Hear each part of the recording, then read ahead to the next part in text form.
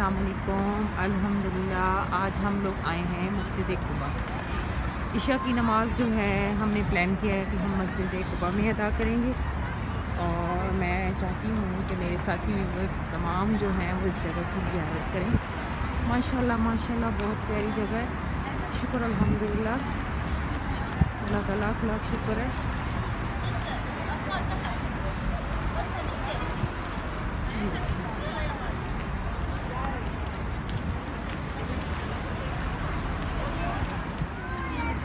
ये जी हमने इशा की नमाज़ पढ़ ली है और हम लोग इस टाइम निकल रहे हैं बाहर मस्जिद कुबा से।